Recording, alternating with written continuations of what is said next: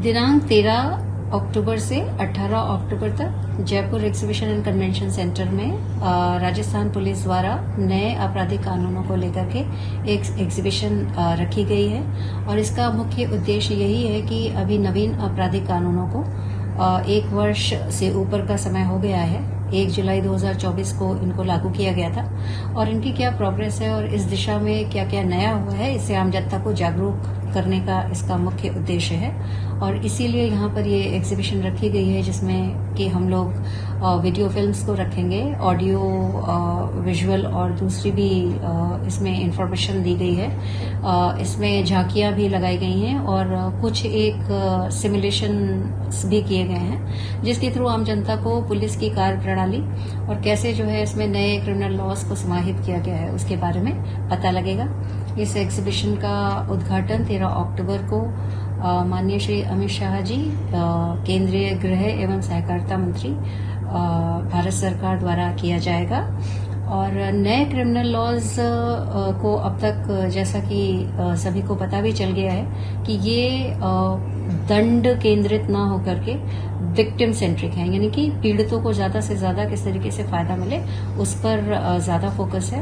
और इसी क्रम में इसमें महिलाओं और बच्चों के लिए एक अलग से जो चैप्टर जोड़ा गया है उसमें सख्त से सख्त प्रावधान रखे गए हैं, इवन मृत्यु दंड का भी प्रावधान है। इसी तरीके से ऑर्गेनाइज क्राइम के लिए पहले जो पुराने लॉज थे उसमें कोई एक स्पेसिफिक सेक्शंस नहीं हुआ करते थे, लेकिन जो ऑर्गेनाइज क्राइम अभी ये जो माफिया इस तरीके से बढ़ रहा है उसको काबू में करने के लिए भी इनमें प्रोविजन रखा गया है। इसी तरीके से जो अपने क्रिमिनल जस्टिस सिस्टम के पिलर्स हैं, चाहे तो हम पुलिस की बात कर लें या हम फॉरेंसिक्स की बात कर लें, न्यायालय की बात करें, प्रोसिक्यूशन की और कारागार की, इन सबको जो एक इंटरऑपरेबल क्रिमिनल जस्टिस सिस्टम है उसके माध्यम से एक दूसरे से जोड़ा गया है और कैसे हम उसको ज्यादा इफेक्टिव बना पाए और उसके क्या सकारात्मक रिजल्ट्स आए हैं इन न्यू क्रिमिनल लॉज के इम्प्लीमेंट होने के बाद में, उसको भी यहाँ पर दर्शाया जाएगा। अगर हम देखते हैं नए क्रिमिनल लॉज के आने के बाद में जो पुलिस की एफिशिएंसी है या कार्य प्रणाली है उसमें भी बहुत फर्क पड़ा है। कुछ एक प्रोविजंस जो बहुत ही अच्छे हैं जैसे 0 FIR का या EFIR का इसमें प्रोविजन है, आप कहीं पे भी बैठकर अपनी FIR या कंप्लेंट पुलिस को दे सकते हैं। इसी तरीके से इसमें जो इलेक्ट्रॉनिक प्रोविजंस रखे गए हैं, चाहे तो हम ई-समन्स भेजने की बात करें या वीडियो कॉन्फ्रेंसिंग के थ्रू ट्रायल की बात करें या इवन जो ऑडियो विजुअल एड्स के थ्रू एविडेंस कलेक्शन की बात करें, तो वो भी जो है नए क्रिमिनल लॉज में बखूबी इसके प्रोविजंस हैं और जो पुलिस के लिए बहुत ही ज्यादा मददगार साबित हो रहे हैं। किसी भी एक इन्वेस्टिगेशन का और उसके बाद में उसका ट्रायल का एक जो समयबद्ध तरीके से डिस्पोजल करना है वो भी बहुत क्लियरली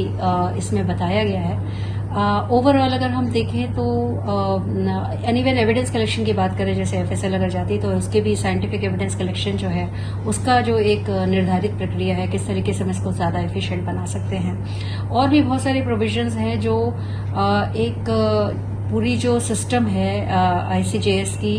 या जो अपनी कार्य प्रणाली है न्याय की और इन्वेस्टिगेशन की, उसको स्ट्रेंथन करने की दिशा में ये NCL एक बहुत बड़ा कदम है और मुझे लगता है कि इसका बहुत फायदा मिलेगा और इसी दिशा में